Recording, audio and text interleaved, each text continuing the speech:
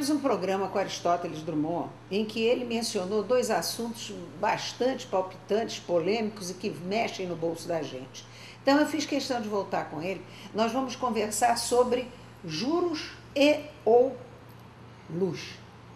Quanto nos é cobrado pela conta da luz. Vamos conversar. Quem que você está preferindo? Olha, Aristóteles Drummond, jornalista, vice-presidente da Associação Comercial do Rio de Janeiro e mais outras tantas coisas que, se eu for dizer aqui, termina o programa. Olha, eu fico muito feliz de voltar a este programa e voltar para abordar temas de interesse da população e que a população nem sempre é adequadamente informada.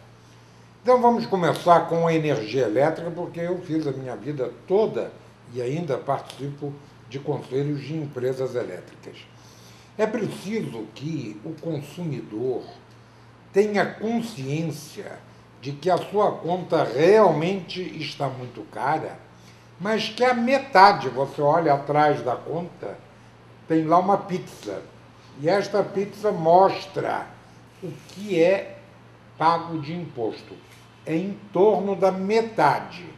Há lugares do mundo que a energia cobra um imposto quase simbólico, porque a energia é um bem essencial, como ar, a água. Quem é que pode viver hoje sem energia? Mas traz riqueza para o país também. E traz, é o que produz, é o que faz as indústrias funcionarem, é o que faz ter o custo Brasil, porque nós temos usinas hidroelétricas, que são, portanto, de geração mais barata do que aquelas que usam petróleo, mesmo a eólica, a solar, essas todas ainda são muito caras. Mas o que torna a energia no Brasil extremamente cara são duas coisas. Um imposto, que é a metade, e uma outra coisa, que as autoridades e o judiciário são muito omissos. É a fraude, é o roubo. Quando você puxa um fio para ligar, fazer um chamado gato, é como se você fizesse um buraco ao lado de um posto de gasolina e fosse lá pegar um balde todo dia com gasolina. Você seria preso. Em alguns estados, como também no Rio de Janeiro, existe até uma delegacia especializada neste tipo de roubo, porque é um roubo. E as empresas estão investindo em tecnologia para controlar esta evasão. Algumas áreas das regiões metropolitanas, a evasão, quer dizer, o não pagamento na população chega a passar de 40%. As empresas têm aí uma média que vai de 20% a 27%. E isto no ano seguinte, a ANEEL, que é o órgão que controla as empresas e que regulamenta, pega esses 27% e é incluído na tarifa. Então você paga pelo aquele vizinho que está roubando a energia.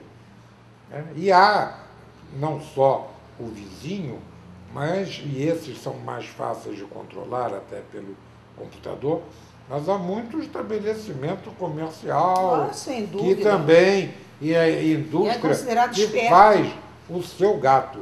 Isto tem que ser combatido, porque quem paga o pato é você, porque é na pessoa física que se sente mais o preço da energia. Então, é preciso se entender que a energia é cara por dois motivos. É o imposto, é a fraude e o não pagamento.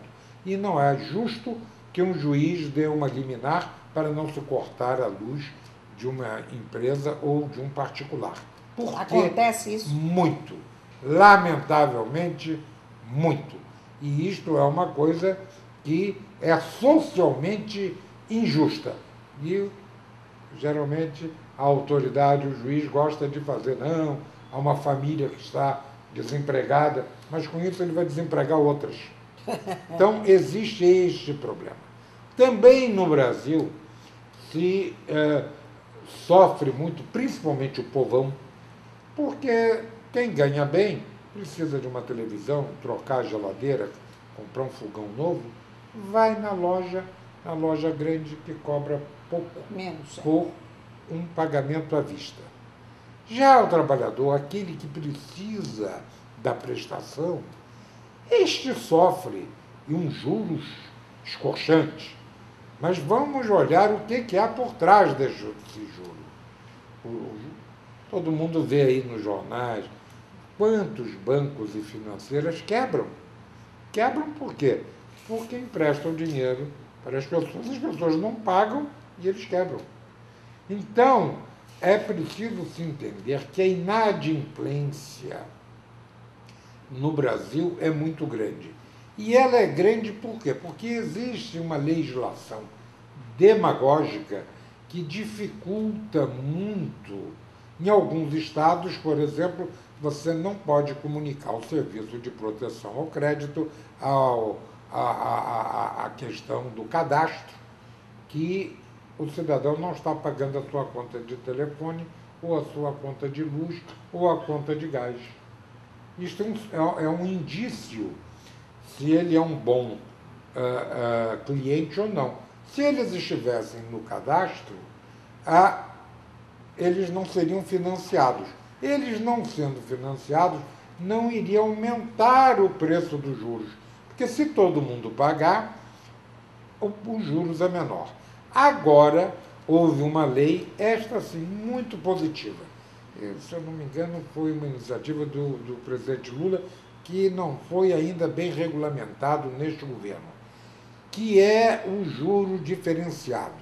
Se uma pessoa vai ali a uma loja, um trabalhador, e mostra o carnê que ele comprou 5 eletrodomésticos nos últimos 3 anos e pagou rigorosamente em dia, se ele levar a conta de luz e mostrar que ele pagou rigorosamente em dia, ele vai pagar um juro menor. Mas eu não tinha conhecimento disso. Não, porque isso não está regulamentado, porque há um grupo que diz que você não pode distinguir entre 2 brasileiros. É claro que assim, pode distinguir entre aquele que paga e o que não paga. Tem benefício porque fez bem feito. E muitos do que não pagam, alguns são surpreendidos com uma demissão, com uma doença em família, outra. Esses isso merecem todo o nosso, ninguém deixa de pagar nosso carinho. Agora, existem aqueles que têm o hábito da prestação. Chega ali e vê, não, é 40 por mês, é 30. Quando abre os olhos, vai o salário inteiro e tem que comprar arroz, feijão, farinha para comer. Então, e para isto, por que se criou o Vale Transporte? Esta iniciativa do Vale Transporte, se eu não me engano, foi do nosso senador do Rio, Francisco Dornelles, ainda quando deputado, foi uma coisa que protegeu o trabalhador, porque tinha gente que ia pedir um emprego, mentia o endereço, porque se ele morava longe. Então, o Júlio Lopes fez o bilhete único. Foi ótimo. E quando o Dornelles criou o Vale Transporte, lá atrás, era porque o absenteísmo, ou seja, as faltas de trabalhadores ao trabalho, muitas eram originárias de não ter o dinheiro da condução, porque gastava mal também. Agora, com o Vale Transporte, ele passou a ter o transporte. E quando surgiu esse problema do transporte longe, veio também outra solução positiva. Quer dizer, você pode pegar o exemplo de 2 políticos que fizeram coisas para proteger o trabalhador sem onerar as empresas, que foi o caso do Dornelles e do Júlio Lopes.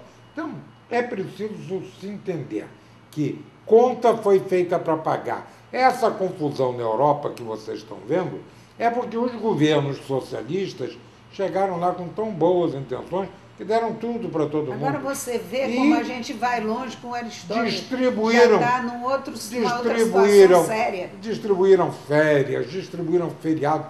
Portugal tinha quase 1 mês de feriados por ano. Agora estão entrando na linha certa.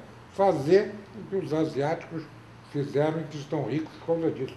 trabalhar e poupar, e não trabalhar Mas tem a e mentalidade? gastar. Tem a mentalidade? Tem, o Não português tem. tinha, o português sempre foi muito trabalhador, o espanhol também, Sim, mas a quando gente abriram fatalmente gasta. com as facilidades, quando você abre o crédito para manter a economia aquecida às custas de botar corda no pescoço do trabalhador, isto não, Ana.